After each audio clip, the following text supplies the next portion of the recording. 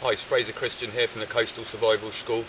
I'm in my new woodland setting where we're going to be running the courses from come the start of November. It's a lovely place, lovely mixed deciduous woodland. Plenty to do. I'm up here in the autumn now, it's early autumn. You can see the leaves are just, well, it's the end of summer, so-called summer. The leaves are just starting to yellow behind me. There's going to be plenty of work to do up here to get the site ready for the courses. Some areas of hazel need to be cleared, plenty of coppice in to do, bring down some dead standing wood that possibly could get blown down in the storms. We don't want to be underneath that when that comes down, so I'm going to go for a good scout around today. Before I do that and before I get on with some work, I want to show you the tool that I've brought up to use in the woods today. It's the Caine survival tool. This is the jungle version, I believe. It's got textile sheath with 3 sets of poppers down there. It's heavily riveted round there, very secure, with a lanyard strap for your leg. I've just put this onto a nice leather belt today with the addition of a, up there somewhere, if I can find it, back in the position I carry it. It's just some padding off of an old laptop strap there, and that makes this really comfortable. Just sits nicely there along the back of your kidneys there.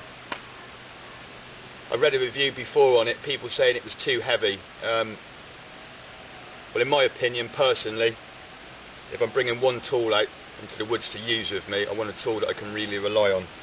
And if I'm taking something out that's lightweight and flimsy, really I just want to be taking my opinel or my pocket knife with me. But when I want to be doing some work out in the woods, I want to be going out into a situation where I'm going to be relying on a tool to possibly construct shelter, which is what I'm going to do today. We're going to be taking down some hazel poles later to construct some shelter, making up some hurdles, some windbreaks, also processing some big heavy wood.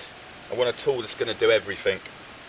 I think I'm quite well qualified to talk about knives, possibly not from being in a jungle situation, possibly what people might think this was designed for, but definitely being a professional chef, I've seen my share of knives over the past 25 years come and go. Some of the basic designs with the heavily riveted handles I think you can't beat, and I've got knives that I've been using for 25 years. I've seen these one-piece all-in-one knives come in, these modern knives that are supposed to be unbreakable. Well, nothing's unbreakable, so we're not going to be slamming this sideways against pieces of wood today or dropping out of helicopters, but I'm going to be using it in a practical sense that I might find myself in, especially in a survival situation. So we'll go through what the knife's got. Okay, again, nice wrist lanyard strap on the end there, lovely filed off, beautifully smoothed handle and fully riveted all the way through, and it's a full tang knife, which means the blade goes continually all the way through. This is a Sheffield steel piece of knife, a really good piece of tool steel in here. Okay, lovely and protected, as I said, got a leg lanyard strap, lovely rivets all the way through out there, lovely robust. It's not going to rot. This is what it's designed for. I suppose this is the jungle one. It does come in different style sheaths and handles, from leather to different colours and wooden handles. I really like this one though. So easy to use, sits down there. I prefer not to use it with a lanyard strap, as I like to be able to just swing it round in front of me and have it hang in there. And what I like about it is the way that it hangs. It's easy for me with these 3 rivets there, one-handed. Okay, I could possibly show you with the other hand, so possibly I'm holding on, I might be up on a bank, on the ridge, somewhere where I need to cut a stick, somewhere where I need something else in to be, it's good to be able to use something one-handed. Sometimes you need to be holding on, it could be holding on to a rope, anything at all. So simply with one hand I can open that, pull the blade straight out. Okay, if I've got the other hand there, well, like I say, some people might prefer a lanyard strap round the leg there. Okay, so there's the knife.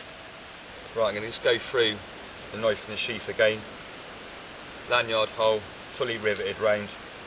Poppers, which I don't normally like, but if you're going to have one you should have 3, and this has got 3.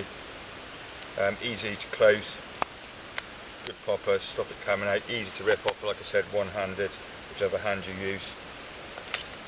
Down to the knife again, good curved shape to it, easy to apply when you're cutting. It's got a great cutting surface. Lanyard, wrist yard on the end there, wrist strap on the end there, fully riveted all the way through, full tang like I said. You can see the blade goes all the way through the handle.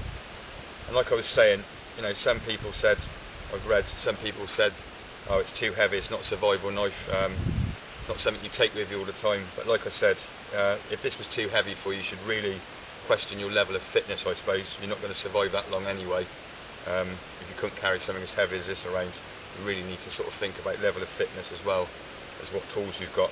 So I just want to demonstrate the awesome power and cutting power of this. I mean, it is a really good tool, and like I said, if you're going to have one or two tools, you want something you can rely on. I mean, like I said, I'm not going to drop it out of a helicopter, I'm not going to smash it sideways, but it is a good robust knife.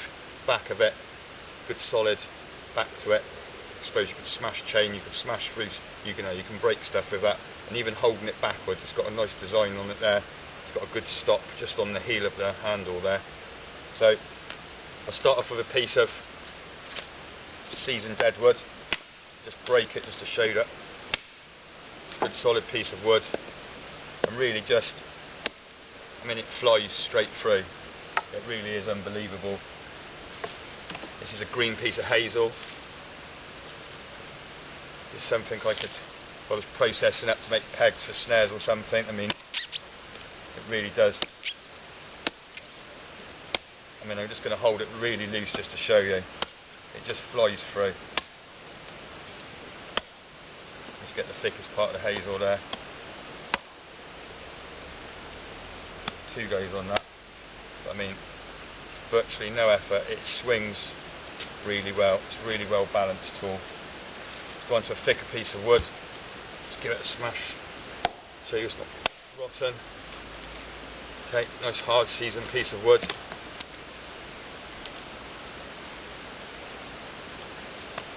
And again, I mean, makes mincemeat of stuff. So the titles will be up in the credit at the end where you can get this from. I'll just turn it around and show you there. Signature there, Chris Caine. It's got his name on the back there. Embossed Sheffield of England. Samuel Stansworth. I'm not that good at reading, sorry. Samuel Stansworth, Sheffield Steel of England. Really nice piece of kit in my mind. Like I say, information of where to get it will be up in the credits. If you're looking for a really decent knife, you won't go far wrong with this. I hope you've enjoyed that and found that useful. I'm Fraser Christian from the Coastal Survival School. If anybody's interested and wants me to review any products for them, please send me a personal email. Thanks for watching. Cheers.